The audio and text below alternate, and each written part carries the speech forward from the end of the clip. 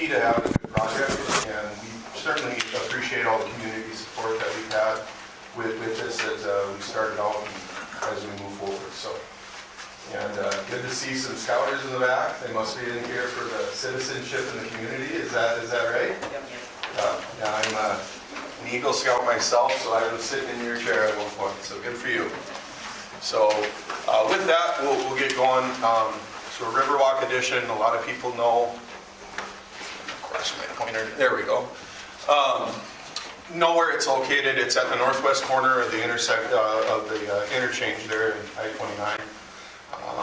Total Egg is right to the south, Anchor Ingredients right to the east, and then the two commercial buildings kind of in that southeast corner. So this is a master plan. And I apologize. There we go. We've got 3 different links to get it to the system, so she's going to short out on me here. There we go, good karma. Here we go. So this is a master plan. In the first phase, 9th Street is the main access that comes in there, 9th Street Northwest, and we're planning on building out the south, I don't know, 600-800 feet, but that's the first 2 blocks there, and everything east of that, up to the backside of Anchor Ingredients. You can see there's a secondary access off of the frontage road, and then as part of it, since they're getting access off of the highway, those commercial lots, that front there will be developed as well. Future phases would include park amenities and building 2 different stormwater ponds that would act as recreational features as well. Over 2 miles of trails when you include the trail around the stormwater ponds, and then where it gets its name from, Riverwalk. There's a trail that's proposed with multiple accesses throughout the subdivision. I think there's 4 or 5 currently proposed with a walkway along the river path, and all of this would be open to the public. You can see that gray path kind of going off to the northeast there. The proposed, that's not part of the subdivision, but it's proposed that the Riverwalk would be connected back through the underpass, and maybe someday something more permanent and overpass or other DOT structure to the golf course, and with that to the rest of the community. So, and the other thing that's been proposed again outside of the subdivision, but is a kayak launch.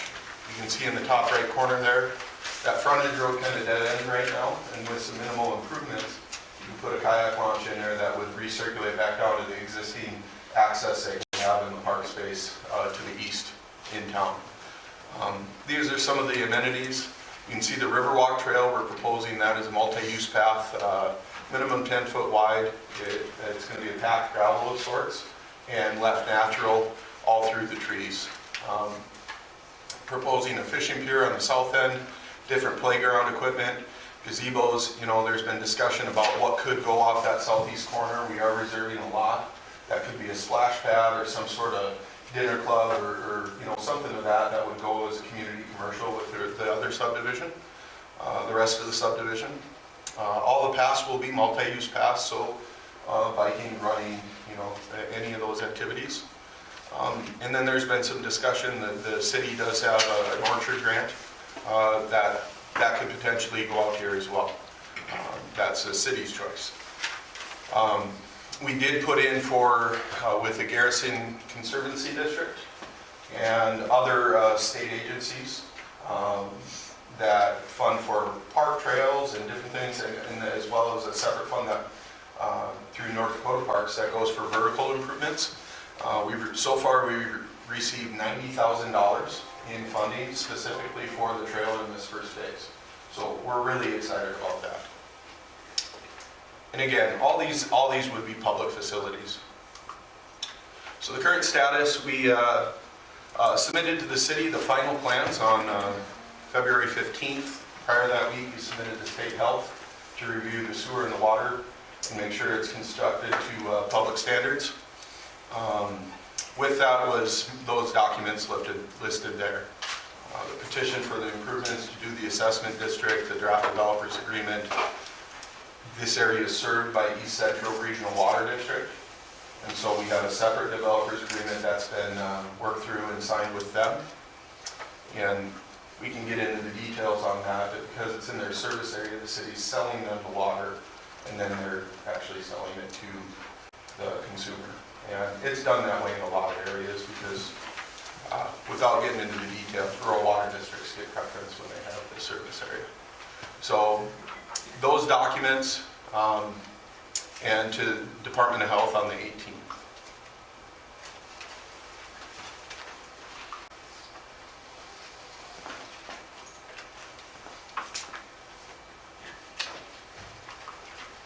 So the next steps, we're looking at approval of the final plat.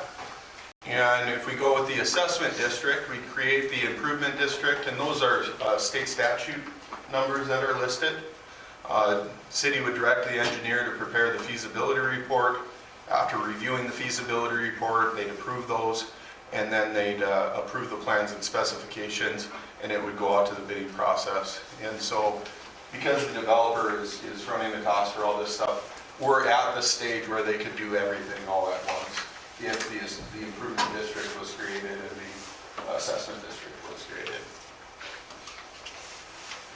So with this slide, we looked at a pro forma on what this does for the city of Hillsboro. Can't read the numbers there. It goes out 20 years. You can see the first 2 years are left blank there because there's a deferment that's proposed in the developer's agreement. There'd be 2 years deferred built into the financing. So nothing that the city would pay for, just when you sell bonds, the people that buy them would have that understanding that, you know, I'm not getting any money in the first 2 years, but I'm going to get that money on the backside. So it'd be capitalized interest, I guess is the term, the banking term that would be utilized there. So what does that mean? It means that the city could stand to gain over $2.6 million over the next 19 years, really. For those assumptions, we assumed an average home value of $350,000, which I looked at some of the other ones in Prairie View and that's a little light probably from even what's in Prairie View currently assessed. Average value of a commercial lot of $600,000, and again, $100 a square foot, a 60 by 100 shop gets $600,000 pretty quick. And so a little light, probably conservative, I would say. In these, an increase annually of 2.5% on property value. And looking at county records, city has a property tax of 0.57%. This does not include sales tax revenue or other peripheral economic stimulus that would be created in the community through the construction of over 40 homes and businesses and jobs that are created there. So what has the city done in the past for a developer's agreement? And the past two subdivisions were both done, I believe, prior to 2011. And what the city did is, I think, a 20% letter of credit, but it was a limited letter of credit that they had kind of renewed on an annual basis. Because if they, were deferring on some of them, they could get it renewed. And they also did a TIF district. I'm not sure about Rivers Bend, but I got the information on Prairie View. And that started in 2006, and it goes for 15 years. So I believe 2021 taxes will be due in 2022, I believe is the way that will work. I might be off by a year there. For which one? Prairie View. They will be, they have 1 more year left for the TIF district. Right. So either payable in 22 or payable in 23. Those will be coming off the TIF district, and those tax dollars will be used to help fund the school, county, and city projects moving forward. So, but the key point there is that a TIF district and a letter of credit that was limited was done on both of those. In Rivers Bend, the letter of credit wasn't renewed because it sold out so quickly that it wasn't needed. In the Prairie View, through the letter of credit was allowed to lapse, and in 2008, plus or minus, when it was turned back over to the city, there was no letter of credit in place to help pay and offset the specials costs. On Riverwalk, I think it's important to note, this project's been going on for 2 years now. We started it around this time in 2000, it's a 2018 job number, so we're going on the 3rd year here. And there's been ongoing discussions throughout, and I think city staff and commissioners have done a good job of communicating and negotiating really a good deal. We came in requesting TIF dollars. It was made clear right away that that wasn't going to be the case. Or a limited letter of credit similar to what the other developers got. And what was negotiated is a 50% letter of credit that's ongoing, no annual renewal, and no TIF. Okay? So more stringent than the previous two developments that have been passed. So Prairie View TIF, whether it expires in 2021 or 2022, again payable in 22 or 23, I ran the numbers, and if you go the same 0.57%, 2.5% annual growth, you know, there's over $9 million in property currently. That's what the Tech County has it valued at, is north of $9 million in that subdivision. And that's over the next 30 years, that'll generate $2.3 million in property tax for the community. And again, that doesn't include sales tax or other economic growth from having those individuals in town. So what if? The big question is, what if 0 lots sold and the city ended up taking over the cost? Right now, we're looking at about financing a $33 million project through special assessments. And a lot of people hear special assessments, but maybe don't understand exactly how they work. So special assessments is a financing source. You know, a developer could go get financing through a bank, and then there's no need to special. It's just a financing source to pay for the construction. And so it's an avenue that the city has to sell bonds and finance that construction, and they collect payment on that, just like a banker collects payment on a loan through taxes. They assess it against the property, and then it's collected back in the form of taxes to the benefiting properties. So this is nothing that's going to be, you know, you hear conversations, or we've heard questions about how much is this going to cost me if I'm an existing citizen in town. And the answer is $0. There's nothing that's going to come back on existing residents. This goes to the lots for what's being constructed. And if the developer doesn't sell those lots, he pays those specials. So, with a 50% letter of credit on roughly $3 million worth of construction, you know, I ran that through a 20-year mortgage calculator at 2.5% interest, and you're talking about monthly payments of $16,000.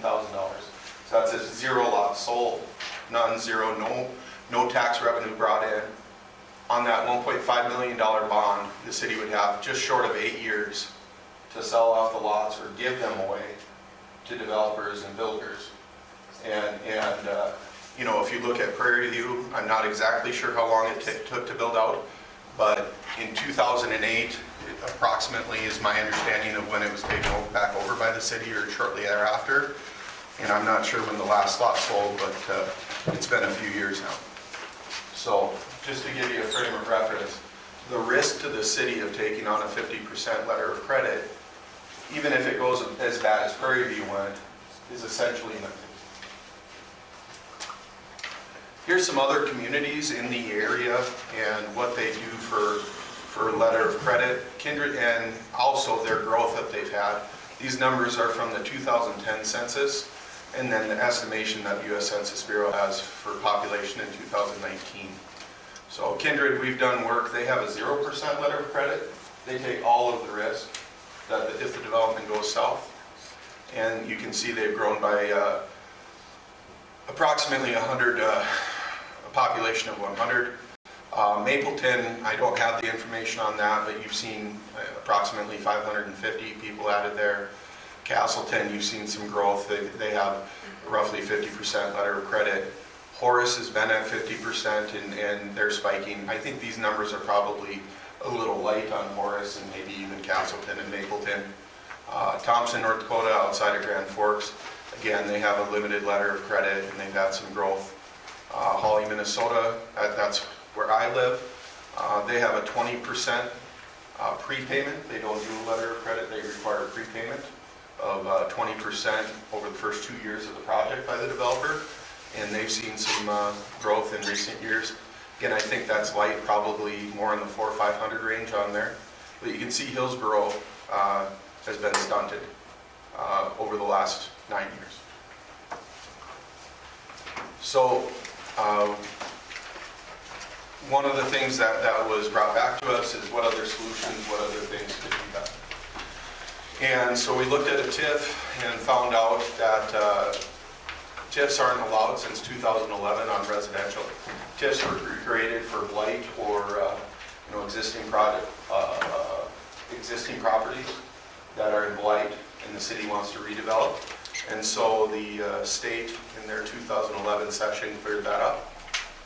The advantage of a TIF is that there could be no city risk if you didn't do an assessment that allowed a TIF. We looked at some Renaissance zone and self-financing things, and there's some options there. They get complicated and convoluted. But I also want to point out that there's a risk of doing nothing for the city. Pat can talk to this, but we've always put our best foot forward through this process. The city came to Pat and wanted to do this subdivision, and he was dragging his feet kind of the whole time, a little bit on. He's not a developer. He's a farmer and a agricultural manufacturer. He doesn't do subdivisions. But in working with the city and putting his best foot forward, the developer agreement that we presented to the city was negotiated in good faith. And so we're here tonight seeking that approval of that developer's agreement. So with that, I'd open up to any questions. I know it's a lot of information and different things. If you want me to go back and look at a different slide, if you have different questions for Ashley, she can certainly read those off. I just have kind of a question. You mentioned Hillsboro's growth being stunted. I don't know necessarily for you, but is that, was it stunted because we don't have lots for people to go, or is it, do we have open lots and nobody moving kind of thing? I guess was this over last? Yeah, there's no lots available to build in Hillsboro currently, unless you buy a brownfield, demolish, and then use that. After Prairie View is sold out, there's a couple of lots that haven't been built on. I did put together some math, because I knew this would come up. I can't read it out there because there's no light. There you go. So just for point of comparison, currently Hillsboro, Mary, has 3 single-family homes for sale. This is all from Zillow. Anybody wants to go on Zillow? There are 0 spec homes for sale and 0 residential lots for sale in the city of Hillsboro.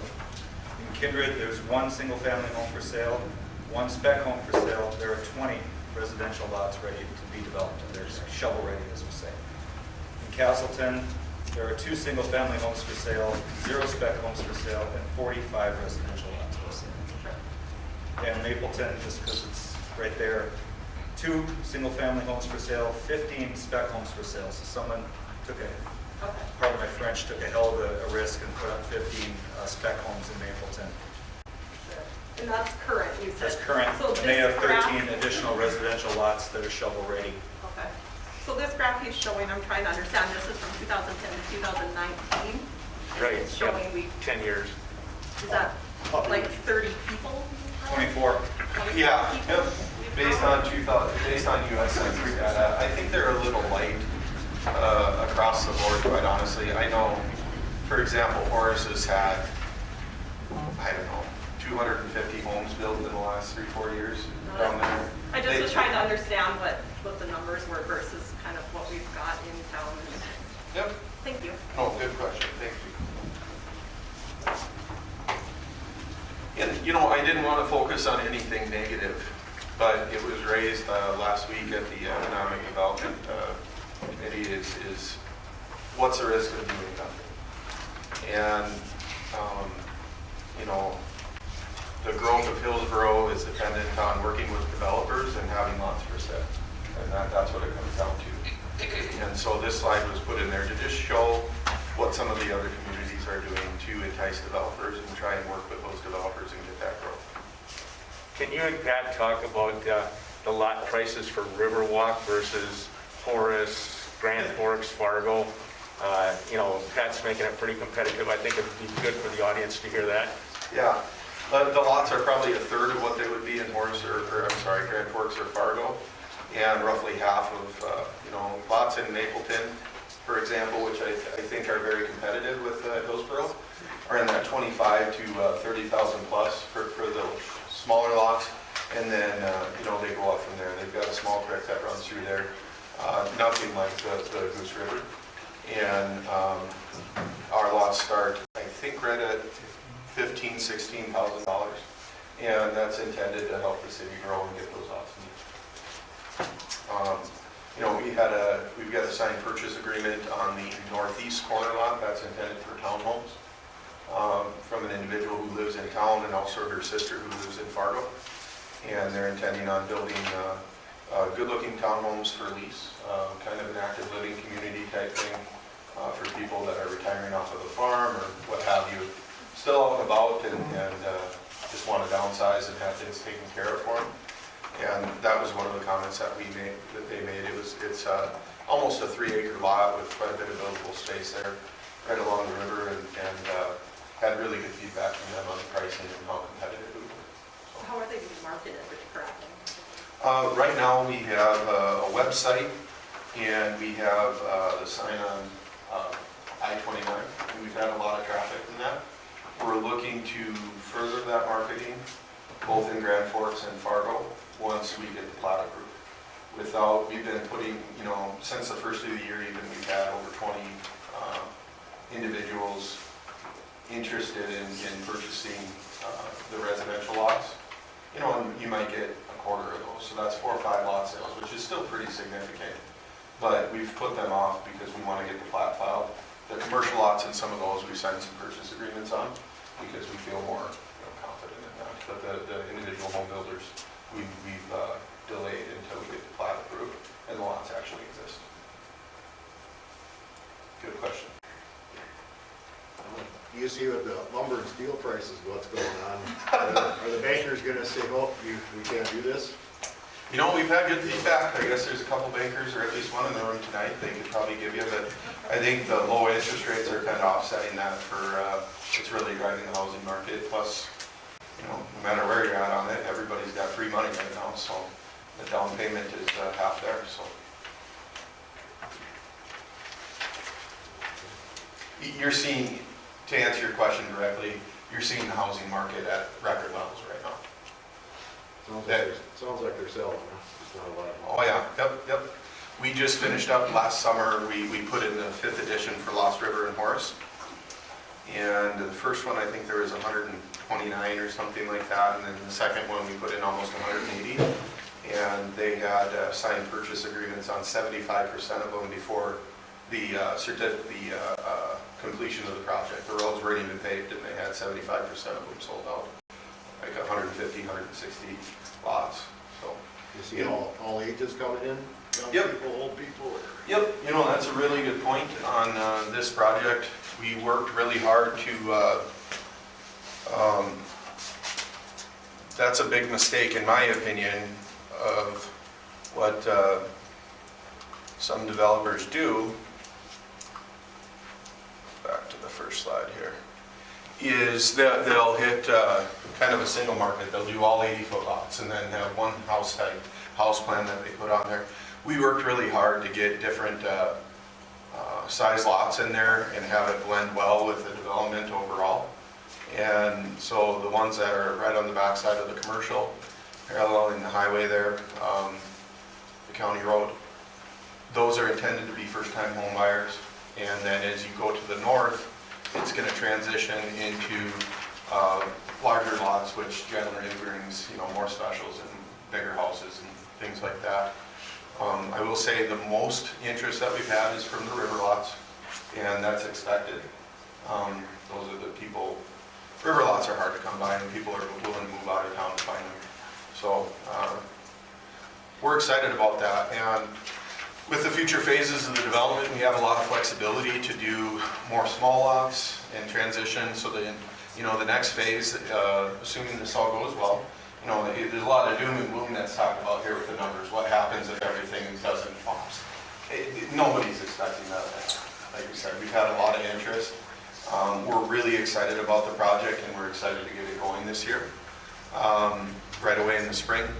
But in the future phases, there's a really good opportunity to go to the west if the first-time home buyers are selling and do additional lots there. or if the river lots are selling, go to the north and from 2nd Ave there and push north along the river and extend that Riverwalk. So we're excited.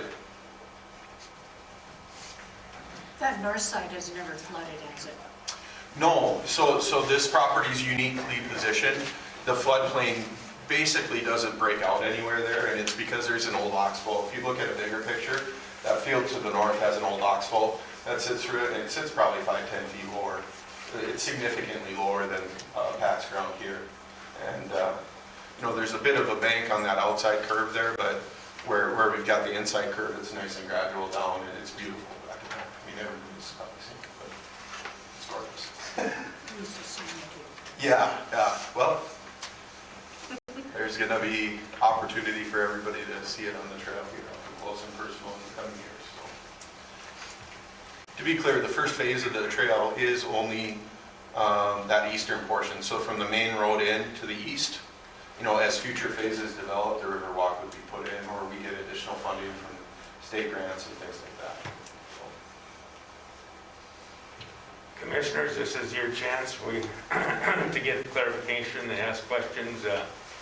This is a critical decision that has to be made, so, please feel free to, reach out. I do want to say that the Renaissance Zone is not available for us, John. Sure. We have all 36 blocks that have already been designated in the Renaissance Zone, Got it. so that wouldn't be an option for us at this time. Understood. What size are these lots? You keep referring to lots of $10,000. Those I think are 50 or 55 foot, right in that range, for 15,000. What was the width? 50 to 55 foot wide, and I forget the depth. I want to say they're about 140, 150 foot deep. So that puts it at an 8 acre, maybe a little bit more. And then they range as you go to the north. That lots across from the river are 65 to 80 foot wide. I want to say right in that range.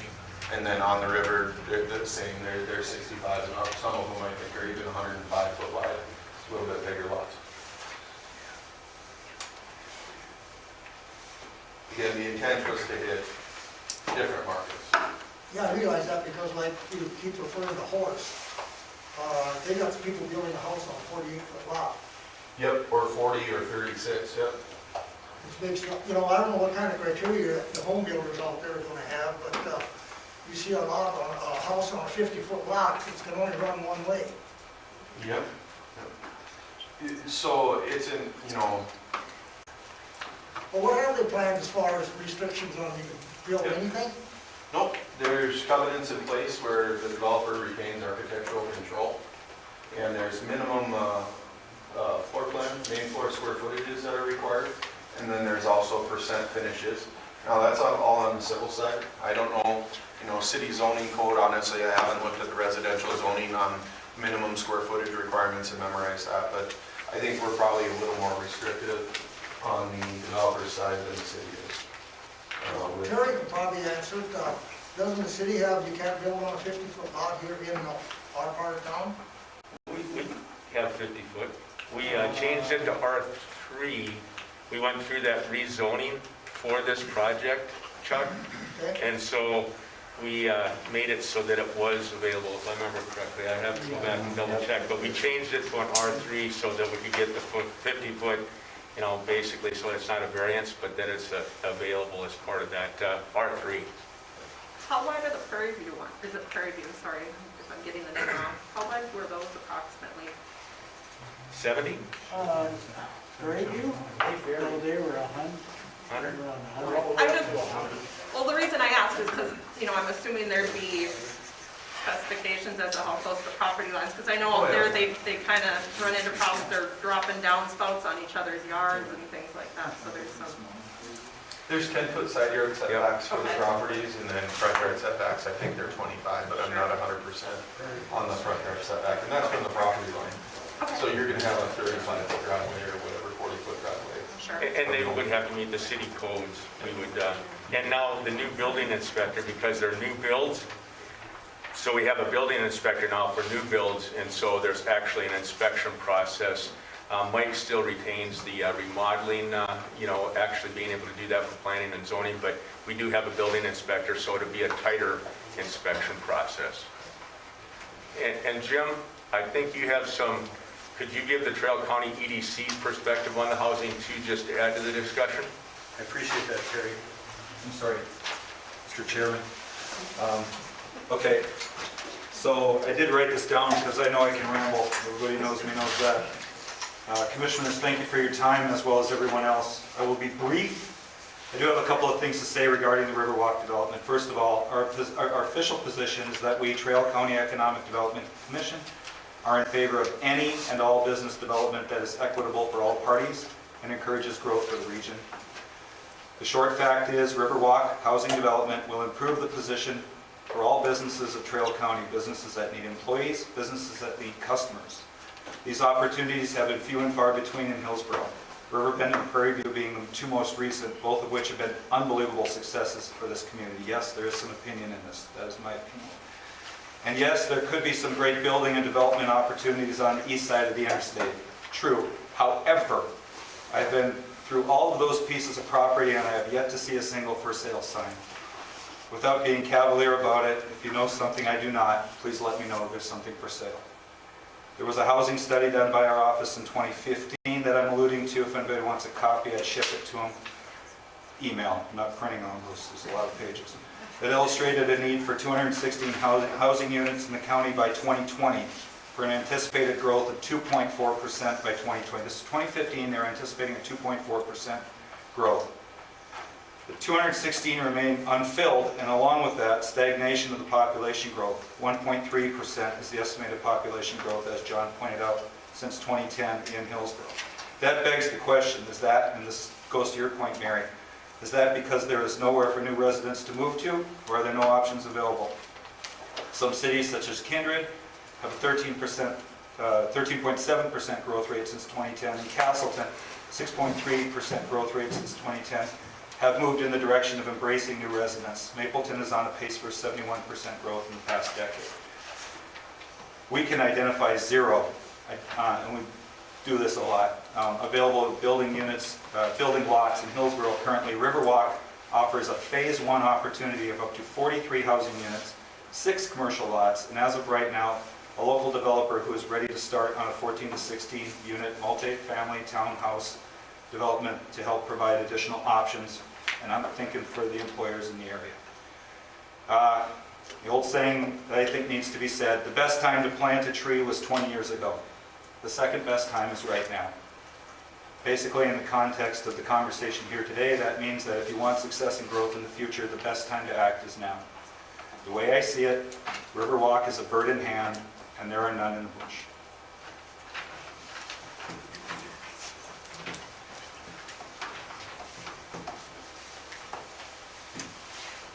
I agree with you, John. They would have built a lot more stuff 20 years ago if you had half the price. It's not getting cheaper as time goes on. I don't think anybody's arguing the point that we shouldn't be doing this. Right. But, that ain't the point. It's what lies in front of us, being on an old timer and went through both these other additions out here, just worried about what happens if. And we sure hope it don't never happen, and the pattern sure it won't, but that's the question. It ain't the fact that we're getting this housing. No. It's how you're gonna go about and get it. Right. That's a great point, great question. And I think we tried to answer those questions, what happens if, and even Prairie View sold out in 8, 9, 10 years, or 7 years, or whatever it was. And the 50% letter of credit, not only does it provide $2.6 million over the next 19, 20 years in property tax, but it also provides an 8-year buffer for those lots to move if it goes wrong. What about the liability with that lake? Who's gonna have that in the end? Well, that would be city property that's owned, and if, that's been done in other areas. You've seen it in Woodhaven and Fargo. There's the Save Our Lakes program, I guess, that Game and Fish has out there in kind of cohorts with the parks. And then there's a secondary grant that's done for some of the drip wrap and the docks and different things. And to qualify for it, you gotta be willing to put the land up. They'll even help buy the land, actually. In this case, we'd be donating it. And they'll help That pay. lake is included in this $3 million price? That lake is part of a future phase, not part of this phase. But you have seen that to help save on costs, we've been marketing dirt and different things. We were able to work with Northern Improvement to get about 20,000 yards of excavation done when they did the crossover project here on the I-29. So, and there's other projects that we've been in contact with on the spring. I don't think any of them worked out, but we'll continue to try and get that done to bring the cost. On your infrastructure thing, you were just saying 32 homes or whatever. Is that what streets and lights and everything's going to be under this $3 million thing that you got? That's correct. Yep, that's streets, lights, sewer, water, that's the whole thing, everything. For that portion of it? Yep, Correct. phase one. Phase one. The other thing to mention about the lake, though, is it also helps us with storm drainage, basically to flow into there. So it kind of helps reduce some of the infrastructure that we have to put underground. Yep, and I should point out too, there's safety factors that are built in. So you go down 3-4 feet, and that prevents the cattails from growing up. And then you put a 10-foot ledge in, so that if somebody does accidentally trip and roll into it, a small child or whatever, there's a bench there that they'll be able to catch themselves on. And then it gets down to that 16-foot deep after that. So it's not until you're 40 feet into the water that, you know, as long as you can stand in 4 foot of water, that you Did can I have. understand you right, that's the city's responsibility to finish what's out there now? That is incorrect. No, in the end, once the lake's constructed, it'll be turned over to the city. But no, that is still going to be private property underneath this first phase. And when that gets constructed, again, that depends on the market and when that second phase goes or how everything fits together in the future. But our intent, we've got a master plan that we've had out there, and our intent is to generally develop by the master plan. And we put our money where our mouth is by beginning to excavate that lake out in the middle of Pat's Farm Field, rentable land right now. And we've already talked to Game and Fish. They'll come and actually stock every year the fish like they do in Fargo and stuff. So Yeah, it'll it's be kind of an wonderful. extra recreational opportunity. Yep, you take natural Goose River water, you pump it through that lake, and then drain it right out back in and create some irrigation and stuff, make it nice areas for kids to play and do different things. That's the intent. We want to add an amenity for the community and as well as the neighborhood. So. How about the park? You're talking about making a park in there. Yeah, there's lots of Is that- different. Does that fall in the city or? Yep, all that land, the public property would be turned over to the city for future maintenance. So the intention is that we would work with the city to build out those improvements and then turn it over for ongoing construction, or, ongoing maintenance down the road. So. In As other far- words, you're putting the park in and then everything with it? Right now, we have, as I mentioned, the trail from 9th Street northwest east along the river is going in, the multi-use path. And the other park improvements, we're applying for different grants and things to try and get those funded. And the city continues to work with the developers to take and apply for grants and stuff too. So there is a partnership. That's right. Anytime we go out for grants. But that trail's anticipated to cost, $170,000, $180,000. And so the development, that's part of the assessment. 90,000 of it was picked up through a grant, but the remainder is being paid for through the assessment district and the construction. So that's an $90,000 amenity. Not a little bit of money, that's a chunk of money. So the features will be built up over time. They're not just going to be done at the front end. Where are we as far as Prairie View? That was handed to the city, so are we done paying for that? How many more years? The And how city much has per year not- do we pay? The city hasn't paid, we're done paying for Prairie View, the TIFs. Well, there's one more year left on the TIFs for Prairie View. And then that'll start bringing in, then you'll have to start So paying the those. city is no longer footing the bill for that? No. Okay. And Lorraine, I'd like to expand upon that. I know Mark's here too, but there were residents out there that paid full price for their home, their lot.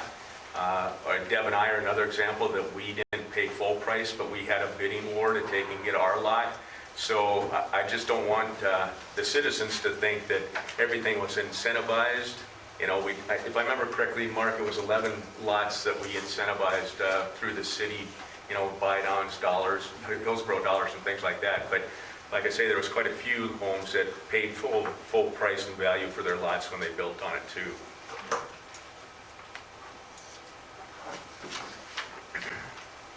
John and Pat, just say that, you know, I'm not opposed to this project in any way, shape, or form. Wonderful. We need growth, but the concerns that I'm hearing from the public is the risk factor. Sure. And so, one of the concerns would be, you know, we're looking at 1.5 thereabouts right now for both sides. If for some reason the bids came in high because I talked to a commissioner from West Fargo, they've seen a project that was bid at 6, came in at 10. Is that going to affect you in any way, shape, or form for the 50/50? If it comes in that way high, or are we going to look at holding off and doing something different? You know, that's a good question, and I guess I don't know the answer to it. We'd have to, honestly, if we came in, what is that, 4 on 6, 66% over budget, I'm not sure we would award the project. We could just, or we'd take measures to bid it differently. Maybe this needs to be a 2-year build at that point. That screams that contractors are busy and don't need the work, you know?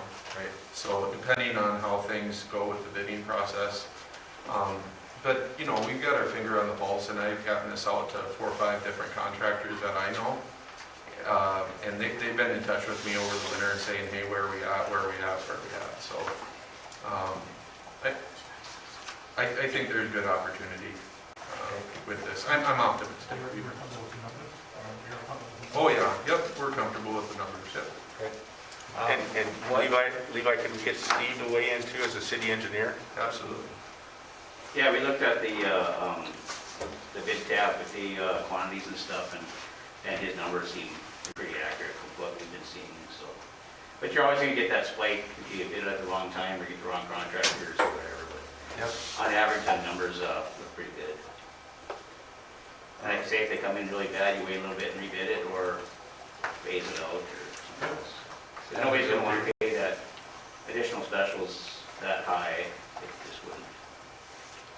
Do you have an idea of what, you know, on the 50-foot lots and on the river lots, what a total special cost would be for the homeowner? Just because, you know, we can attract them in with the price of the lot, but if they're gonna have to pay $1,000 or $2,000 in specials for a year, that doesn't, not necessarily attractive. Right, and I'd say that right now in you know, construction in Hillsboro is the same as construction in any other community. So the specials, and maybe even, you know, they got haul times and different things. So maybe even a little bit higher in Hillsboro than Fargo or Grand Forks would be. And, you know, Steve, again, you can speak to this, but I think trying to stay around that $600 per foot mark will keep us competitive. And so that'll be, on a 50-foot lot, you'd have about 30,000 in specials on it. And I think that's, we don't, you know, that'll be known once the numbers come back and we get the breakout done. But before the contract's awarded, that'll all be looked at and agreed upon. You know, and that's the next step after, you know, if we get the plat approved and direction to proceed, you know, you got a review time and bid time, and then we get the bids back, and then we have that conversation. But great question. What if, at any point, this project doesn't sell?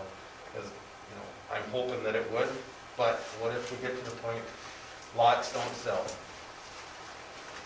Do you have plans in place that, I mean, are you gonna start working on price of the lots, or are you gonna look at saying, when is enough, and you guys would walk away from the project? Well, there's going to be, the way it's presented today, there's $1.5 million price tag on walking away. So we're going to be pretty motivated to get them to sell, I guess, to put it plainly. So, no, that's not something that we'd be entertaining. I guess, Levi, we're handling that on the front end. You know, we're talking with builders, and we have a lot of interest, but we're not able to close on these contracts till we get the plat approved.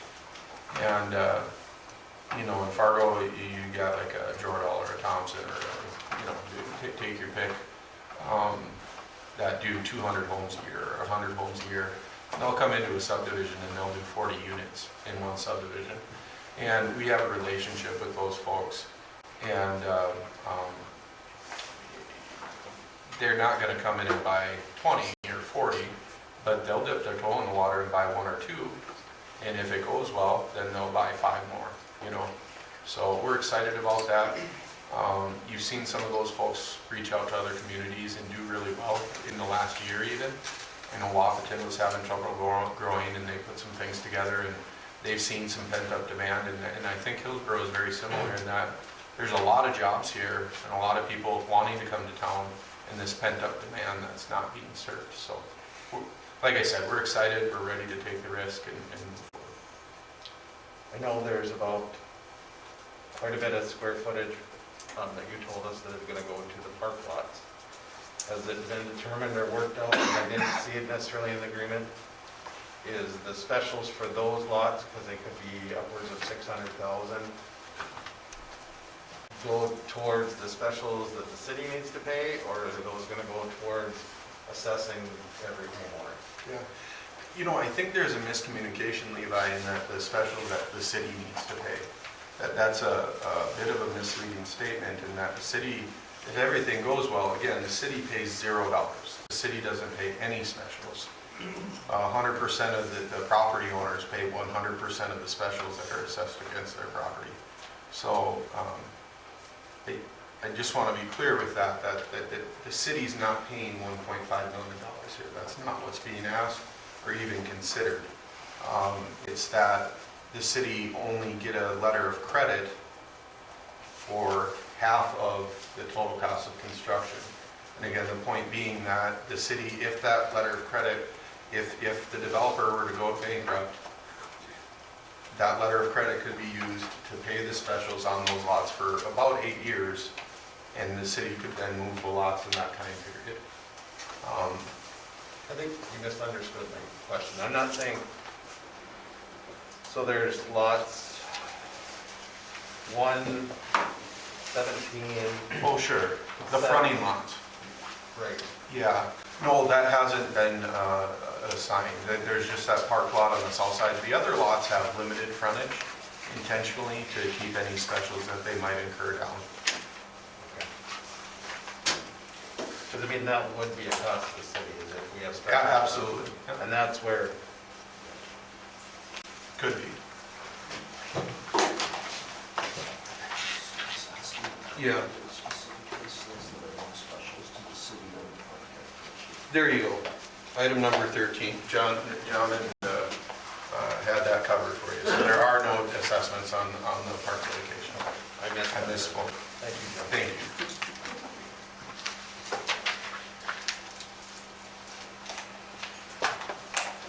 Okay, so I'm the new guy, so I have a couple questions. Fire away. So what if the city just decides we want to do something other than a 50/50? Are you guys amenable to some other discussion there? I wasn't here, so I don't know when or if it was negotiated. I honestly don't know. I've never been told that it was already negotiated out. I just was told that that's the normal, which according to everything I see, I don't know if there is a normal, because it goes anywhere from 120% some places to nothing. So I don't know if there is a normal. So that's my question is, I've probably had 15 to 25 phone calls this weekend at my house. It's been glorious. And that's our biggest sticking point is when they're talking about being liable for that money as a city. So that's my question. Is that a sticking point for this thing to continue to move forward, or is there some other middle ground that we may be able to come to? Right, and good question, and I guess the direct answer is The 50% letter of credit is the middle of the ground. That was previously negotiated during discussions. When did that happen? So again, me being the new guy, when did that happen that? Through, I would say, just in general, through conversations over the last 2-3 years, since the spring of 2018. And what was really the hang-up was the East Central water. We went for about a year trying to determine if we would be able to take and provide the water out there or not. And that held up the negotiations. So John and I, and if you go back to the slide that John presented, basically they came in, they wanted to, they talked about a TIF and 0% letter of credit. And so John and I, we negotiated basically through the last 2 years to come to a 50-50 arrangement. And I remember Gary and I went out, it was December of 19 or 18. It was August of 2018. I still got So the text. to see about it, because we didn't have any lots to build on. So we actually went out and approached Pat to see if he would be amenable to, having a development out there. And the negotiations kind of started after probably about 6 months. And like I say, the big one was the East Central water was one of the big issues. Okay, so if I'm catching all of this, you were speaking for the city throughout, so you didn't have input from anybody else in the commission? We gave input, basically updates and things like that. Again, John and I did most of the negotiating on behalf as kind of the executive position to try to come up with something to provide the city commissioners to take and vote on. And if I may, the framework for the agreement that's in place has been used. Mr. Juleson's office represents numerous other communities, and I've been involved with his group in Castleton and Horus and other areas. And so the framework for the improvement district agreement or the developers agreement was taken directly from those areas and what's been done previously and kind of used as the framework. And so that 50% letter of credit, I think that was kind of the background basically that Horus was going off of, and that was where we landed and pushed forward. So there wasn't anything goofy going on. It was, we were having the conversations in good faith, and I think it's important to note the previous 2 developments had a lot more favorable terms for the developer, and so the group that you had representing you did a really good job. This will be in competition with what Jordan's doing here. Potentially, yeah. If he's doing single-family residential, it'll be in competition. I have a question for Terry. Terry, with everything that's going on with the infrastructure of Hillsboro, the streets, the lighting, electrical, how do you feel about the risk factor if this were to go bad? And I'm all for development, I always have been. But how do you feel with everything that needs to be done on this side of the interstate, taking another project like this on? What's your thoughts about, what I hear from other people is, how much can they absorb? Could this bankrupt the city? And with Sean's question is, I agree with him. Is this the middle of the road, or who negotiated? Did the commissioners all talk about it, or did I miss that? That's kind of where I'm at too. I've been a commissioner since June. I've been here since February, and last meeting when John said it was a 50-50 was the first I heard that. And then to see down here that it's already been negotiated, I'm a little dumbfounded by that it's already kind of a sealed deal. Right, and I understand that we haven't voted on it, but the fact that this is the first that the commission is truly hearing about it is a little disheartening, I guess, that. But how long ago was the negotiations done for the 50%? That was just recently. Oh. And like I say, it was delegate negotiation. I'll get to you in a minute, Rick, okay? Delegate negotiations because of the East Central water. That was one where we had a compromise, because they can't provide the fire protection out there unless they hook into our lines.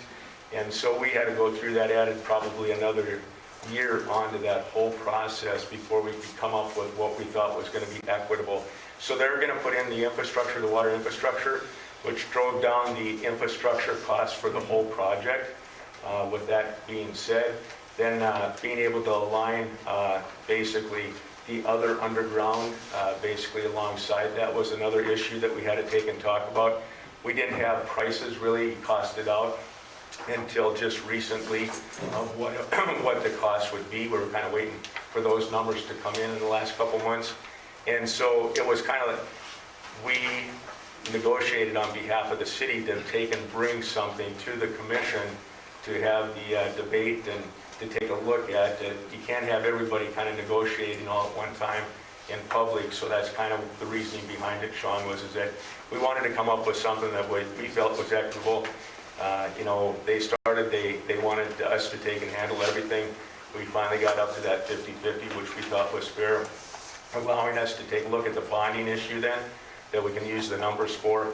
And so that's kind of where we're at, again, with the final, process to come to the commission to have this discussion tonight to see if everybody agrees if 50-50 is good, or if we have to take and sit down and renegotiate. Rick, going back to the infrastructure on the east side, yep, you're right. There's street needs, there's street signs needs, there's new lighting and things like that. But it's gonna, and we are on board now. We did get permission for Steve and Jim and then Mike to be looking at what we need to do for the infrastructure here. We'll prioritize that coming up during this next year and see about doing that. But remember that anything that we do over here is going to have a special assessment district put into it too. And those residents along those streets, and again, hopefully we'll be able to piecemeal it so that it's not an egregious cost to anyone, that we are able to take and do that. But those residents that live along those streets are going to be the ones that will be paying specials, just like across the way that they're going to be paying for their own infrastructure out there. So I see it. You're assuming risk on both levels, but I think it's minimized with what we've been done. We're pretty frugal in our approach and trying to keep the taxes really reasonable here. So again, and like John says, basically there's zero risk right now. It's the development and the residents that buy the lots out there that are going to be paying those specials that take and pay for it. You never say never, but I feel pretty comfortable. And again, like John said, Pat and John are putting up $1.5 million. That would be a heck of a hit for them to take and walk away from. So again, we felt that negotiation for that level and that participation, and I think it's only fair that the city pay part of that too, to be able to help out. I have one more brief question for you, or not a question, a comment.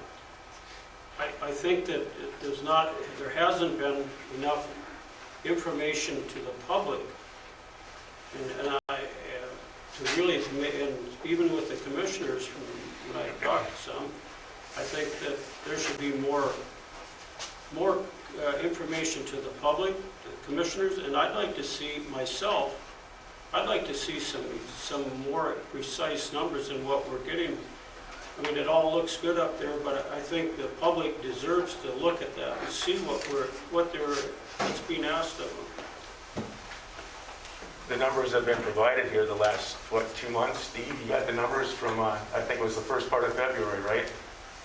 I'm talking about the actual infrastructure, or what's going to happen out there, what's the city's responsibility, what dollar amount are we looking for? Is there also going to be extra policing? Is there going to be extra other things that have to be on the taxpayers' tax in Hillsboro for all this? I mean, that stuff doesn't just come and go. You have to maintain the mowing and everything else out there. I mean, I guess I'd like to just know more about it myself, but,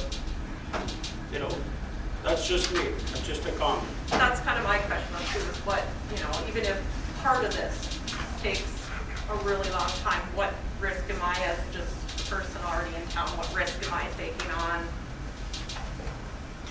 money-wise, I guess? Is it just you know, I don't know enough about it, is kind of the thing. I don't know how it affects me personally, my taxes, should half of it stall out, or, you know, we don't sell all the lots or part of the lots, or. So again, my opinion is, if you look at Prairie View, which is about a worst case scenario, I believe that there's no risk with the way the developer's agreement is currently set up, because, you know, the infrastructure will be in, and during the 8 years that the city is using, you know, one of two things could happen. It might take 8 years to sell them out, but if you list those lots for free, you can use that $1.5 million to pay down 50% of the specials, or, you know, whatever point we're at. You can pay off the specials with that, give the lots away, the city gets property tax, the city gets sales tax, and they get new residents in the subdivision.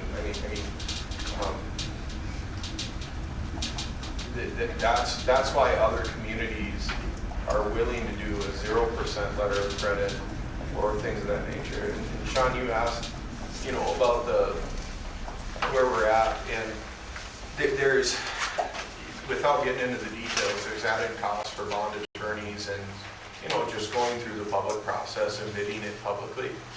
It costs more than building out roads privately. And so 100% letter of credit or a 75% letter of credit, it's just not advantageous from a business standpoint to even talk about.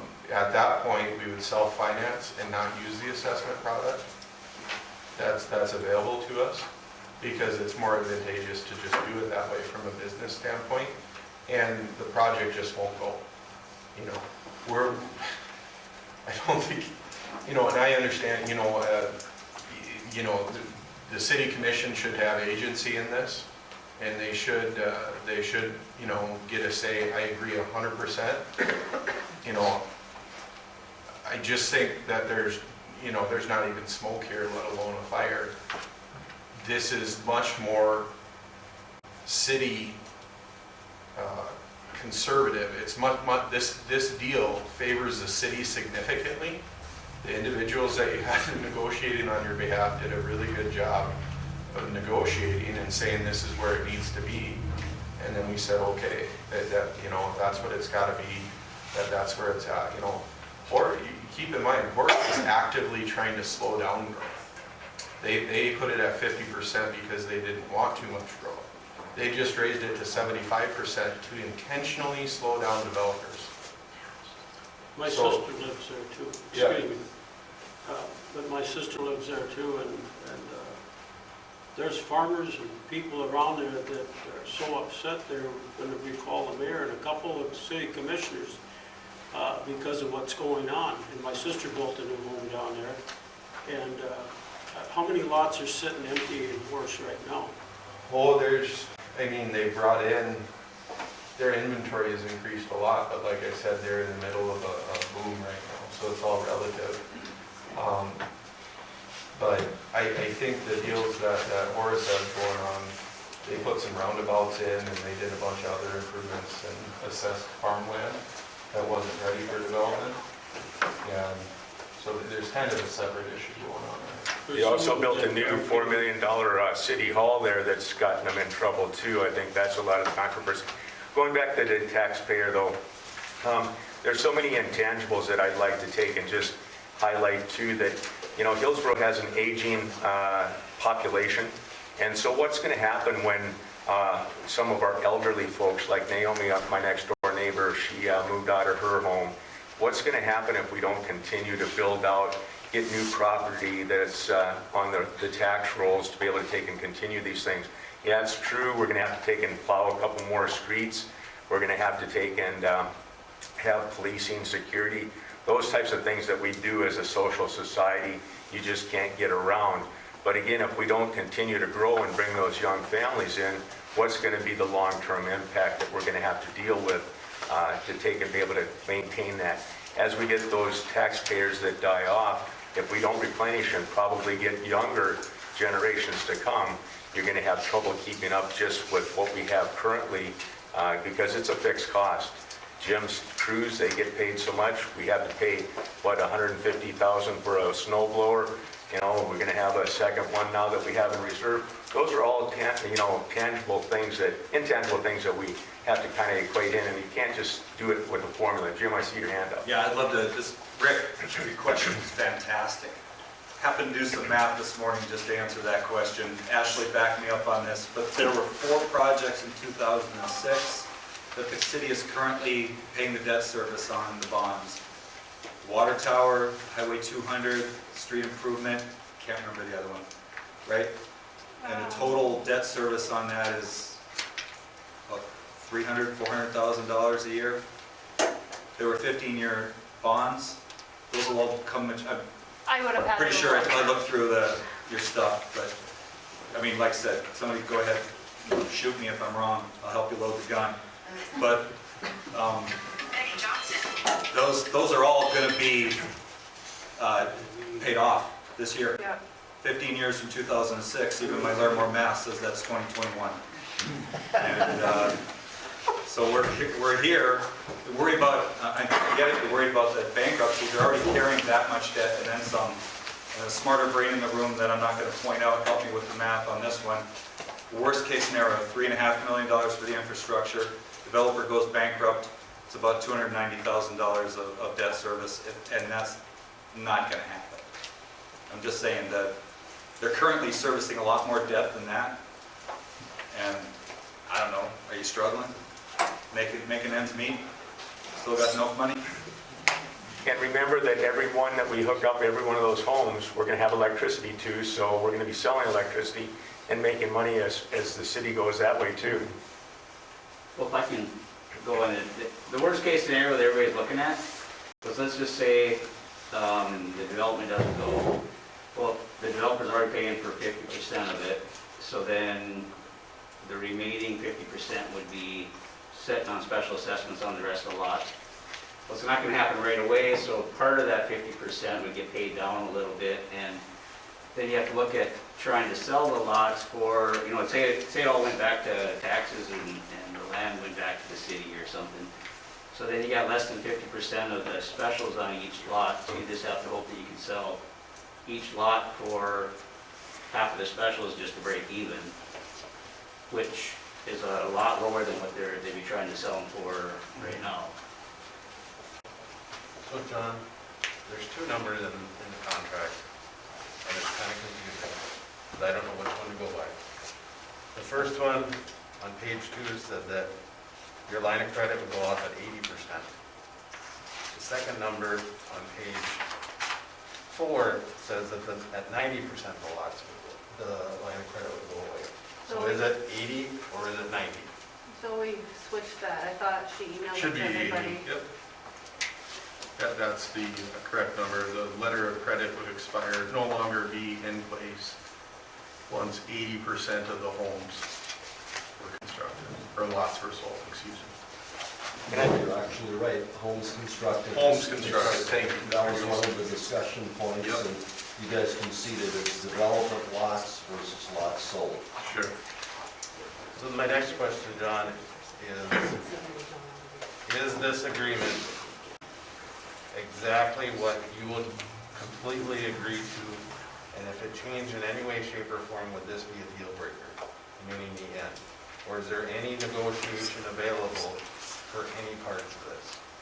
I don't know, I'm not gonna say deal breaker. Again, we wanna work with the city on this, and there's lots of language or different things in there that are minor, but,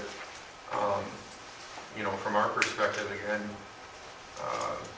the individuals that were negotiating this, Mr. Juleson and Terry, did a really good job on it from our perspective, and they pushed us about as hard as they possibly could. So you have to remember, if you're learning from Ron and the rest, is that this is the first time that the full commission has any input on it. Certainly. And I did mention a couple meetings ago and said, at that time, this isn't what, and I actually said 100%, but I also said that there's ways to negotiate in that. Yep. And part of that is that we didn't see anything. I mean, we got this a week after it was turned in. So we've had this for 1 week to look at and try to digest and take all this information in. plus try to reach out to our constituents and understand, is this a good thing or is it a bad thing? I mean, I'm on the same place as Sean. I'm glad I don't have to pay for minutes on my phone anymore, because it would be astronomical. I mean, I've had a lot of phone calls and it's been good to understand and listen to the people in the community and see what they're saying. And I've had both. I've had those that are totally against it. I've had those that are 100% for it. But a majority of the people that I've talked to, and it could be the conservative part of it, but a lot of it is, again, the risk. And it's not, I hate to say it for you guys, it's hard because we've had a couple big developments that didn't go the way they were supposed to go. So how does the old adage go? Shoot me, or go against me once, shame on you. Go against me twice, shame on me. And so I think that's where I see a lot of our citizens at this point, is not that they're against the project, or at least the ones that I have talked to. They're not 100% against the project. They're just, it's like taking that jump into a lake and you don't know if it's 3 feet or if it's 20 feet. It's, do I do it or do I not? Because this is it could be 3 feet and I'm going to be just fine, or it could be 20 feet and I'm going to fail. Sure. You know, and I guess what I'd say is you mentioned Prairie View, and I'm glad you did, because, again, we put the numbers in there, and whether they're payable in 22 or 23, we could get that clarified, but the 30 years following that, the city, based on the assessed value right now, the city stands to make $2.3 million. And I know that that $2.3 million wasn't paid out. You know, it's difficult to look back and track that. But Prairie View did exactly what it was supposed to do for the city of Hillsboro, and that's to help it grow. But it's not just that development, John. It's also, there's a sewer system that a lot of people don't know about that I do, that, you know, and Pat, you paid your fair share and then some. And you did great on that, but somebody agreed that they would sell commercial lots out there to pay the rest of that off.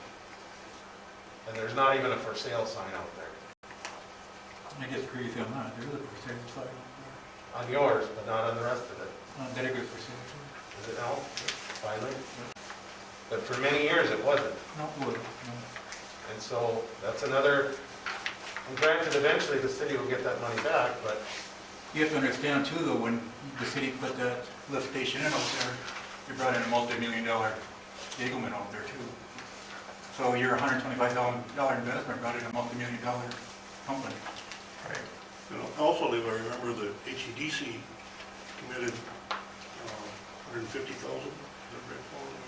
We're paying about, right now we're paying about $17,000 a year until that's paid off And Gary, in that project. I And I proposed, think we're getting our money's worth. and I proposed a question to you and HEDC. If HEDC wants this project so much, can't HEDC put some risk on it then? How do you want us to do that? You know what our bottom line is in money right now. Right now, but you do have money coming in. There is, Down the road. This I'm not isn't- arguing with them. but this isn't now, this is down the road also. I mean, in talking with mayors and commission presidents of other cities and asking them, what do they do, how do they work it? Projects, housing development projects never work really on their own, meaning there has to be a public-private partnership to work. Being that said, the city is at a point where we can't take any more in unless we grow. We can't go and try to get more sales tax to help offset a development because we're already maxed out. So the point I'm trying to say is that if it fails, not saying it will, the risk comes back on the citizens because either you're going to use sales tax dollars to pay off something or you're going to use property tax. And the only thing we have right now is property tax. So basically, you're asking HEDC to commit like we did for the sewer. If you Yes. I'm asking what you're asking for. I'm asking, you know. And I can't give you an answer tonight. I know you can't. I'm just one member of the board.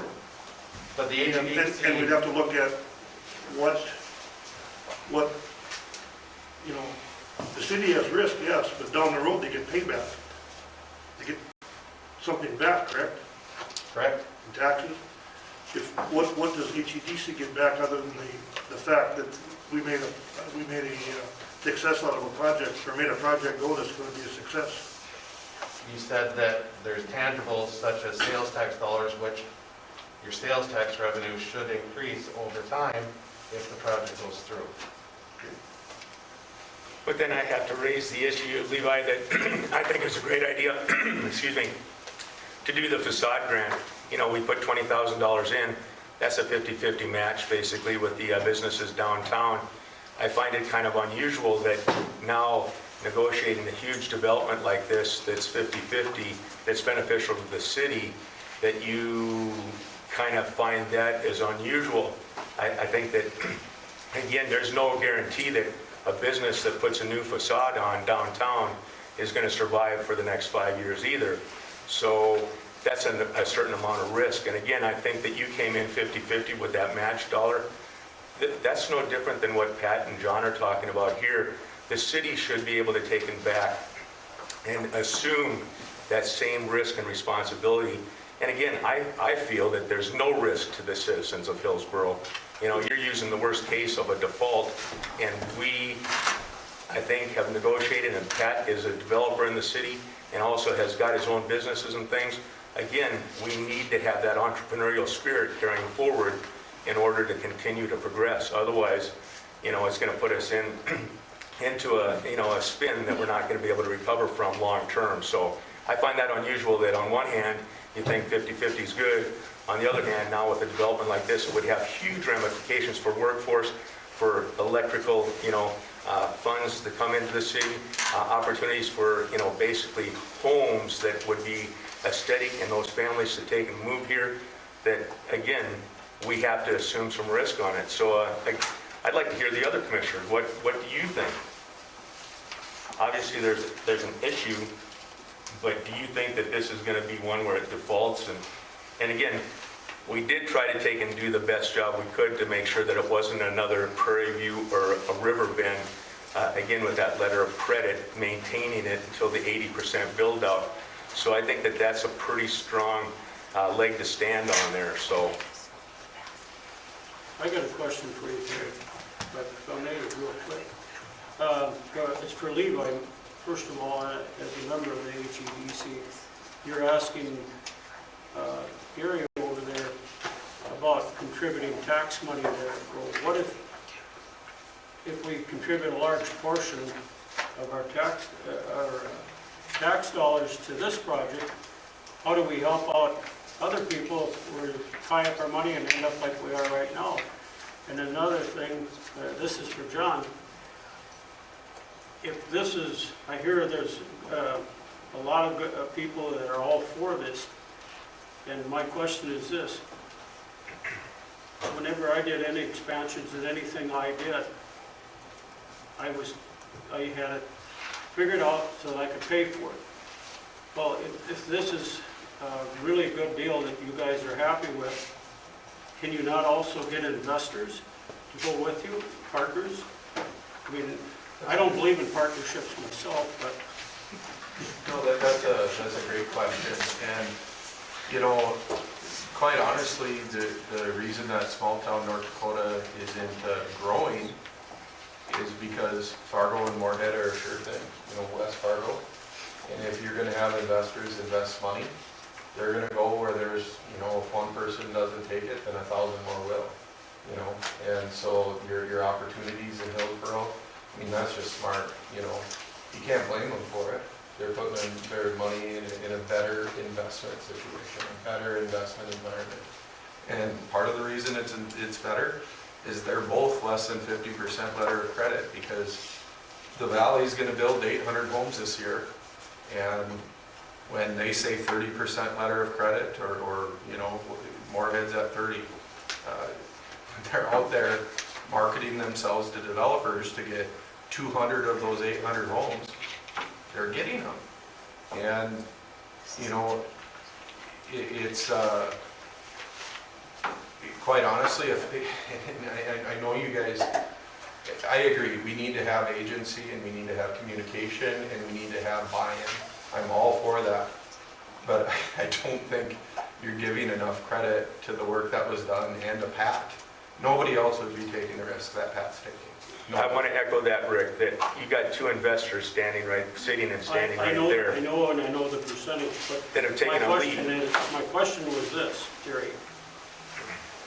If I was younger and I looked at this and could see all the things that I would have question of, would I invest in it? Yes.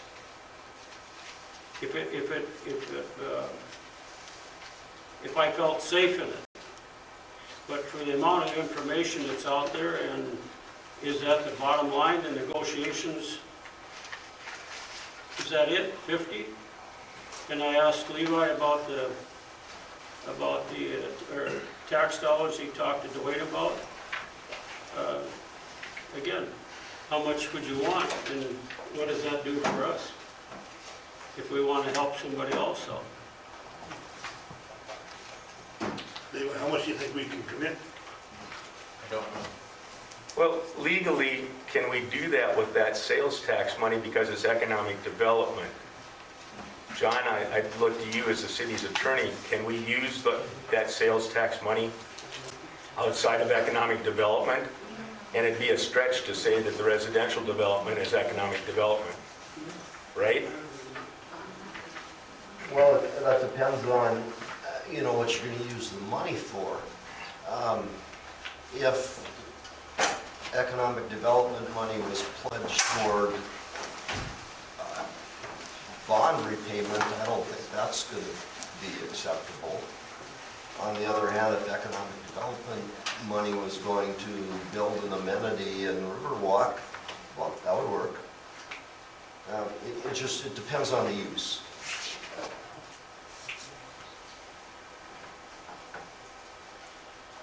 I might have missed, I'm sorry if you did say, how many single-family homes are in the first phase versus the entire?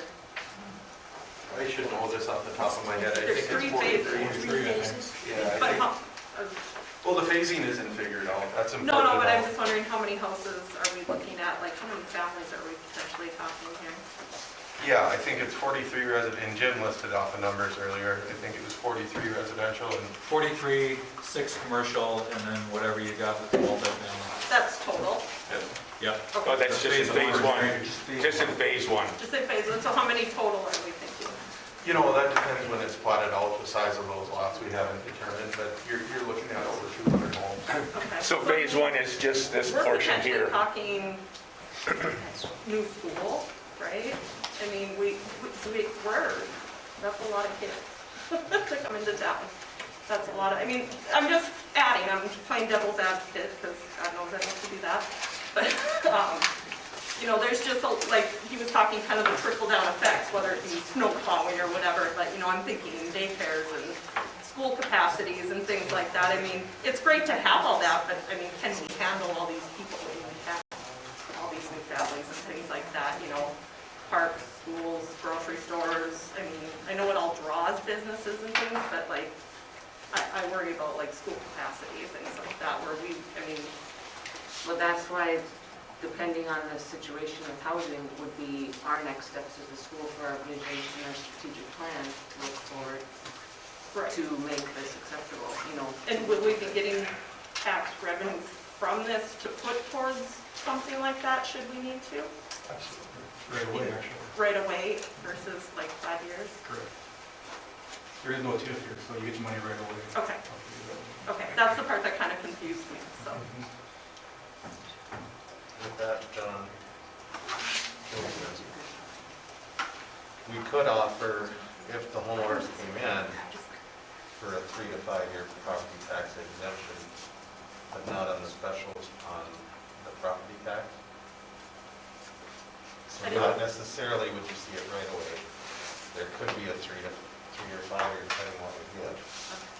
Would that have to go through a hearing and It would, but I'm just saying that there is that possibility. We've done that for businesses with the property tax, or the tax incentive. School has been on board with all that because we know the money will eventually come in.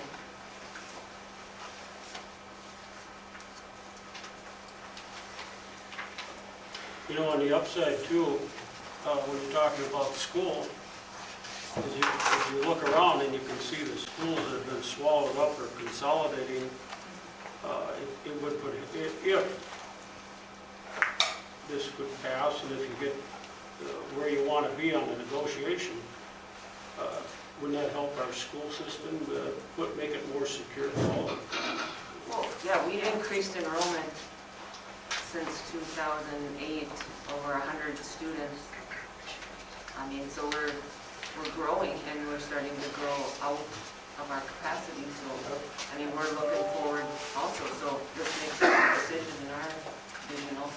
I just wanted to make sure there wasn't anything that would compromise, I'm sorry, I say our ability to provide for the kids that would be coming in too. So I mean, tax-wise, like you mentioned, you know, be able to expand or do what we needed to do on that side. So, okay, thank you. Well, Commissioners, I think that the critical issue is that we have to determine when we think, if we've had enough discussion, if we think that this is a feasible, well-negotiated package, because we got to get to the final plating. You know, the longer that we wait and prolong this, you know, it's going to be tougher for us to be able to get into that spring. Looks like an early spring where we'll be able to take and break ground, get some of the infrastructure in, to be able to sell lots right away, to get that final plating and stuff done. So there's a couple of things that we have to do. And so are we at a point where, you know, you've gotten enough information to take and, you know, figure out if we want to take and have a vote on this, you know, 50-50? I have to say one thing first before we make a vote here. John is right. I didn't know a clue about doing a development in Hillsboro here. When the city of Hillsboro came to me, it wasn't that I came to them, they came to me. And they said, we need development in town. They just sold their last lot out here, was 2 years ago. And I said, I just didn't farm that one. I don't want to give it up. They came back 6 months later and said, we really need this property. Can you make a few calls and see what you can do? So I went to my engineer that I knew and I said, who do I talk to on developing this property out here? And the guy told me, you got to get John Horus. He's your guy. So he called up John here and we met up at Total Ag there about 2 weeks later. John was excited more than I was, I think, when I first met. And I said, the city of Hillsboro needs a development here, John, but if we're going to do it, we're going to do it first class. We're going to do it, you know, we need to get young people to come to town, young and old. We need walking paths, hiking paths, you know, recreational for young couples to come to Hillsboro. So John went and did his thing here. He did a beautiful job on this. And in the time that I've done this, we put probably the best team together that you'll ever see in development, for housing development. John is probably the best engineer in Fargo that I'm probably thinking from what I've heard too. We also have an excellent realtor team and an excellent marketing and advertising team. We're not going to sit on our laurels on this. We're going to push it hard. I don't know if you have anybody that's in the Fargo area, there's a beautiful concrete building going up north of Fargo there on the east side. It's called Amazon. We're going to hit them pretty hard to get them to come to Hillsboro. There's a good paying job. And we just want to see them come to Hillsboro instead of going to South Fargo where there's crime or West Fargo where there's high taxes. We want to come to Hillsboro. We got good schools, we got good hospitals, we got grocery stores, we got a good way of living, clean living here. And that's what I wanted John to develop here for us. I mean, look at, we got a pond, we're going to put a splash pad for the kids. You know, maybe hopefully we'll get a, you know, swing sets, things like that. And this is all for Hillsboro. This isn't east side, west side. This is all for Hillsboro that we're doing these people. You know, John and I worked hard. I mean, I don't know how many meetings I've been to in the past 2.5 years, and fighting with lawyers and everything else to get this through, and fighting with water to get this water development for this project. It's been an uphill battle. But here we are today, John and I, And we're handing this development on a silver platter to the city commissioners here to take this. We've done all the work before. And it's dear to have. I mean, it's all for everybody here. Not even for this community, but for other communities. Hopefully, we get Halsted, Mayview, Hunter to come to use this facility that we're putting up here. And maybe they'll buy homes here when they come and take a look at our facility in our town. But that's all I wanted to say. I just said, you know, we've worked hard to bring this development to you folks, and I hope you guys enjoy it. This is what I vision for Hillsboro. This is top notch. This is a top shelf development for you folks. So, and I'm putting half of it up for the city of Hillsboro here. It feels really good to me. I can't complain. And I have 2 more generations coming on the road that's going to hopefully enjoy this also. So. But if the city commission doesn't vote on this tonight and says no, I don't know where we go. I don't think you'll ever get another developer to come to Hillsboro. We do another development here. To be honest with you guys, if you have a hostile commission, you're not going to get no more development here. I'm just saying that, you know, where are you going to find the land to put another development? Nobody wants to sell around here for you guys. So that's all I wanted to say. I guess. If I could just build on what Pat said, thank you so much, Pat, for that. I also appreciate Rick's comments too about needing more information, but a lot of it's fear, and everybody's thinking the worst case scenario. I think the worst case scenario is we don't do this, you know. We have an opportunity here, and I look back in the years of really influential decisions in our town. There was a real risk to build a bee plant. I mean, there was a lot of risk that the farmers had to put together. There was real risk for us to build the nursing home and the hospital and redo that. Our finances looked like crap. But we found a way, and we had a really gutsy board that did that. And then when we built the new gym, that was a big deal for this. I know that has a lot to do with some of our families coming in. We're at that point again with this decision. And so hopefully, you know, perfect is not the enemy of good here. Because this is a really, really good project. And I just applaud both Pat and John for what they've done. Chuck, do you think those, sometimes that the fear, like the phone calls you're getting, or you're getting things comes from maybe not having enough information? Like sometimes people fear what they don't know. Sure. So yeah, and you fill in the blanks by yourself. Right. You create your own story. Yep. So some of the opposition could be just not knowing enough. Yep. Yeah, I agree with you. But I think that's why we had this tonight, was to make sure that everybody had a chance to take and hear all the information. And again, you have to remember, the numbers didn't really solidify until that first part of February through the negotiation processes. So. I think that just is kind of the back end of not, people, like he said about giving information and things like that. So it's just fear of not knowing. That's pretty much what I got. The Jerry, number review is what Chuck had to say about getting more information. Do you think that this could go to your next commission meeting? And give your commissioners, like Levi said, what he said was that they've had it 1 week. Give them time to talk about it and see if there's any negotiation or anything. Is it, 2 weeks off? Would that hurt you? We're not breaking ground right now. Well, my preference is to do it tonight, but I'll defer to the other commissioners. Again, we have to go through some reporting requirements and things before we get the final plating registered and all those things. So it all hangs in the balance. We're into March already, and we'd like to get everything completed. I'd like to see it done tonight if you guys could. Yep. We're on a tight schedule. And the numbers aren't going to change, Rick. They've been out there for a week now, and we'll be happy to post them on the website for everybody to take a look at. But the bottom line is the numbers aren't going to change. Maybe they won't change, but maybe then we need a little more public awareness of what is going on. And I hope the thing probably goes through, although on the second thing, I also hope that come here in July, and when I ask how long we go fix my street, they're going to say, well, we're going to wait another year or 2 or 3 or whatever it gets fixed. I know your specials will be on me, and I realize that 100%, but just because we come here and try to discuss what if would happen, and nobody wants a what if to happen. We want... Chuck, we don't plan on failing.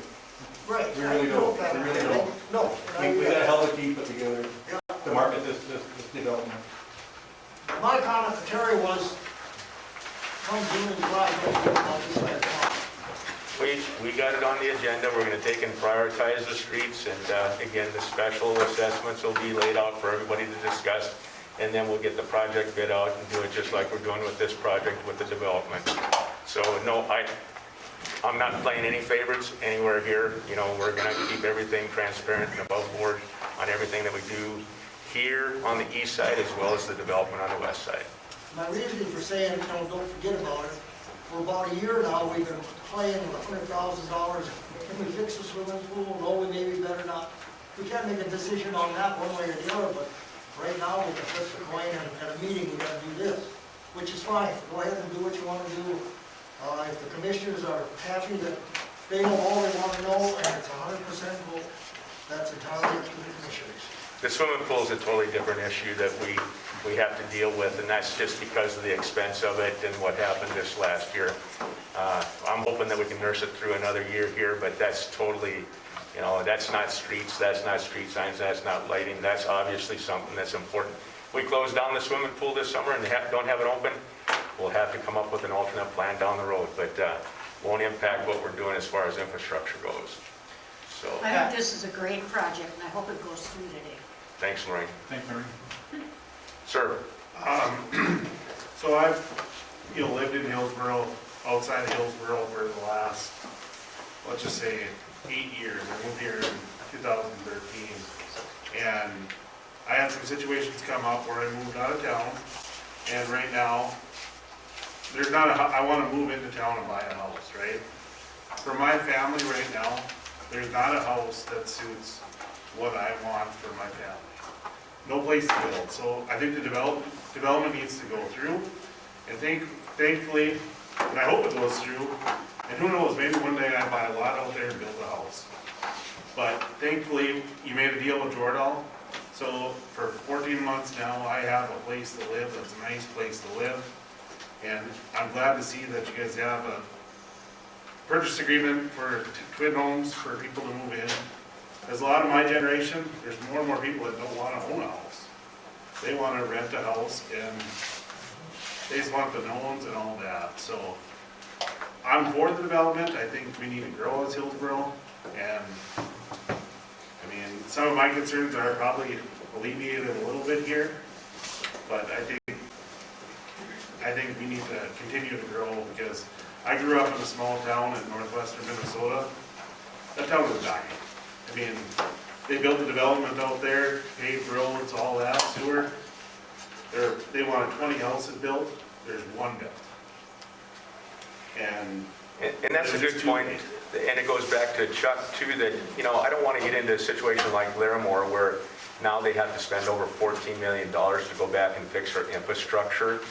Steve could probably highlight some of that, but I think we've been doing fairly well as a city to try to keep up with it. We're a little bit behind. There's street issues that we do have to take care of. Street signs obviously too, but boy, can you imagine down the road, this is a drop in the bucket compared to what Larimore is going to have to pay, $14 million that they're going to have to assess out. And if I remember right, they had 28 lots on the west side that they were trying to develop there, Steve, or something like that never took off. But again, we're trying to, as a city, make sure that we don't get into a situation like that where we have a tremendously large amount. And what's nice about this is our infrastructure for the main part of eastern Hillsboro is that, 50 to 80 years old. And so now if we have a new development with Riverwalk, that's brand new infrastructure that we won't have to worry about putting money into for, maybe the next 20 years.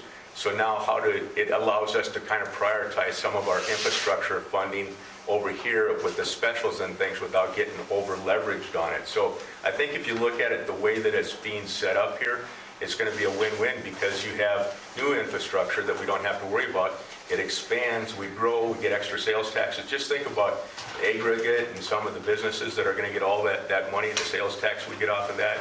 It's going to be businesses, workforce, but then it allows us to phase in the new upgrades to the infrastructure that we have on the east side. So those are all those intangibles that we can't really lock into stone right now, but those are all considerations that we talked about going forward. I'm sorry, I didn't mean to cut you off. But keep in mind, this side of town is your advertisement for selling lots on, over there. You bet. You And know, that's, this it gonna is, be it is a the need. amenities over here, you know, like you said, Yep. pool or whatever, this is what you're selling.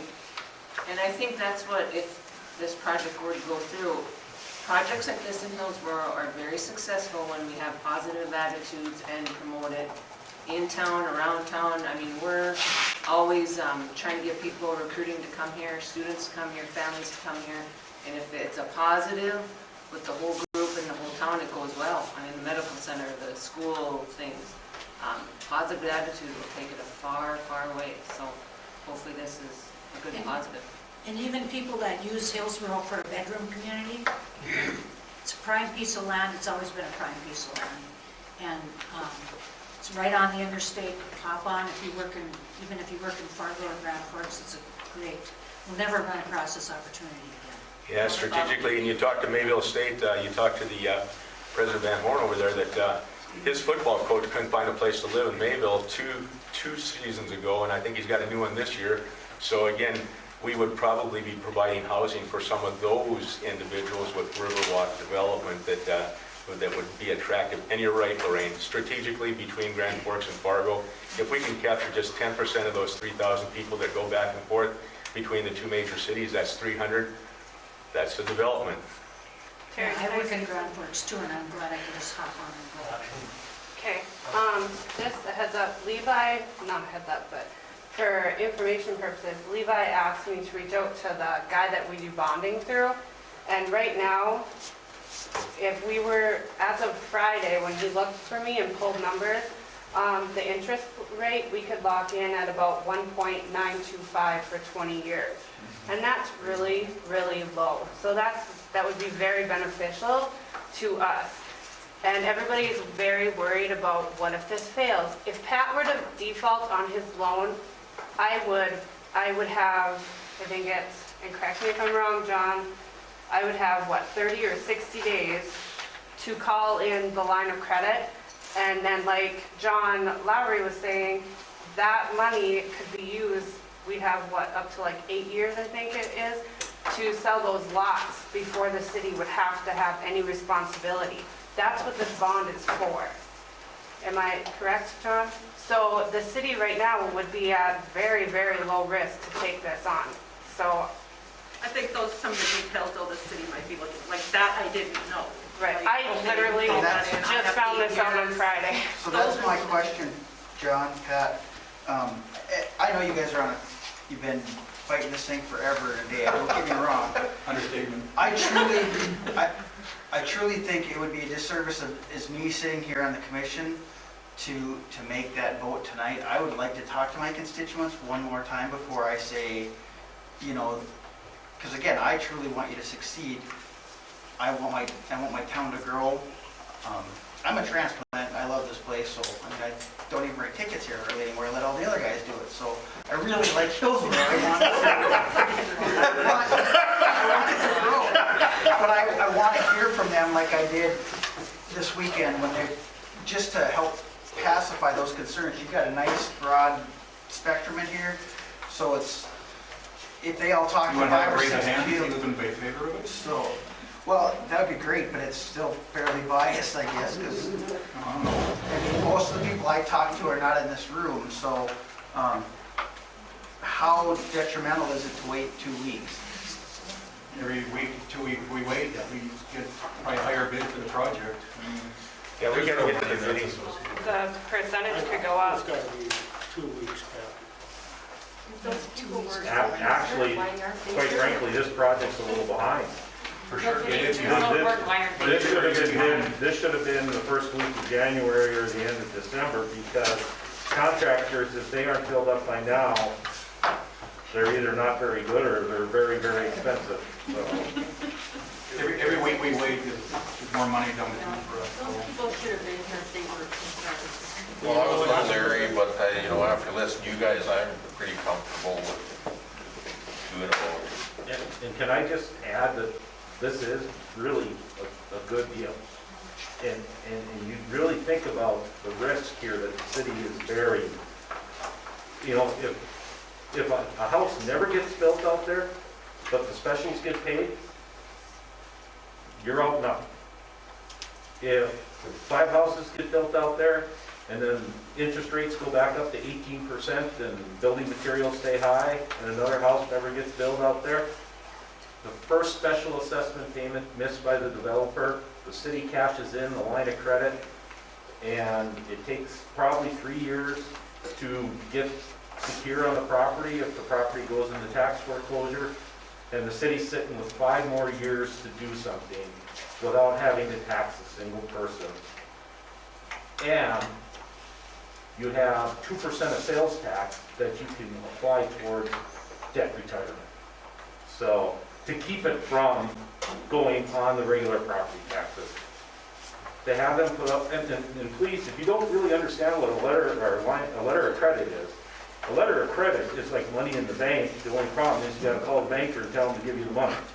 It's irrevocable. It's cash. So it's really a good deal. Well, it's like like saying we needed more information, Ashley. What Levi asked of you, myself for one, I didn't know that the interest rate was that low. What is it, 1 point what? 1.925 as See, of that, Friday. you know, that's the kind of information, Terry, I'm talking about. If it was all out there so the person would know to make an educated idea, you know, that's the kind of stuff Yep, and we need to hear. We had to get the numbers the first part of February between John, Lowry, and Steve, so that we could figure out what it was that the amount that we had to take in bond for. And then again, Ashley found that out last Friday. But again, I think that we've been working hard to take, and you hear the support for the project out there. And I don't think anybody can say it better than Mark just did, that the risk factor here it's minimal. I mean, when you take a look at this project, it's in the bag. And having someone like John and Pat that are pushing this, the other part is that you got 10 to 14 townhomes being built right off the bat. I mean, they want to start building tomorrow. But we can't do that until we get the final platting process and all those things done. So waiting 2 weeks, Sean, in some way it makes sense, but on the other hand, your constituents had an opportunity to come tonight, you know, and weigh in on it. I mean, this has been pretty well publicized. It's been spreading through town like wildfire this last week. And again, the numbers aren't going to change. I mean, we have a win-win here with the 50-50, and I think that it's important.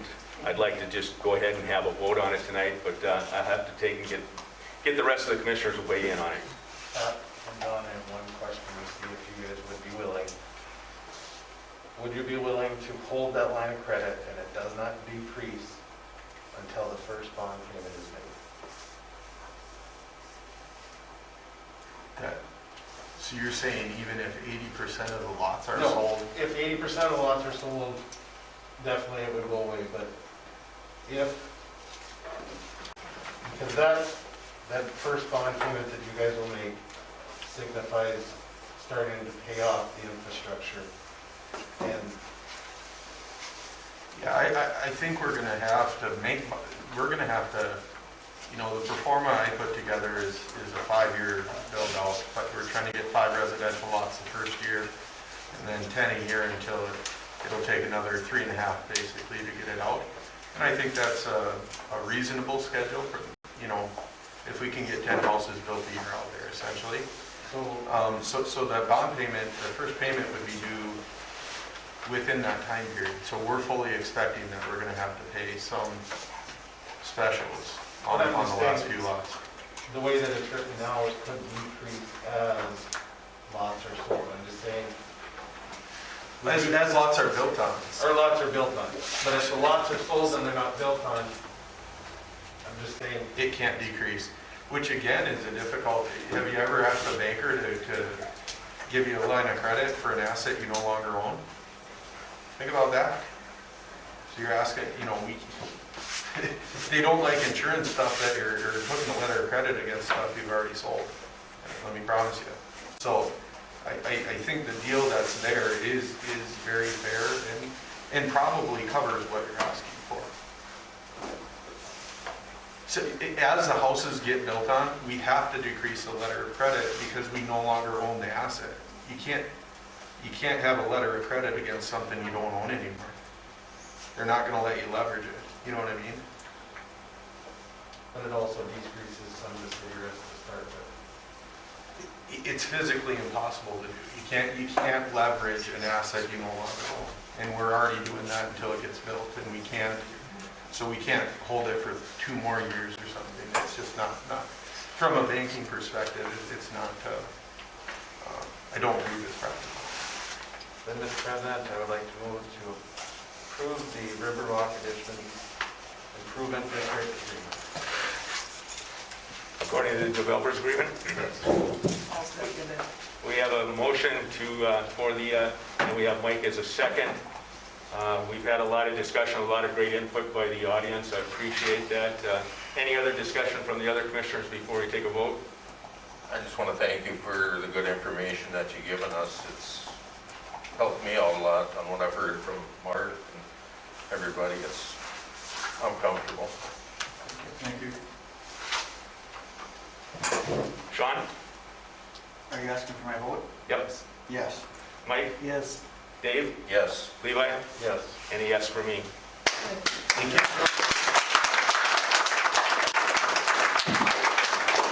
I just want to say thank you for coming, Mark.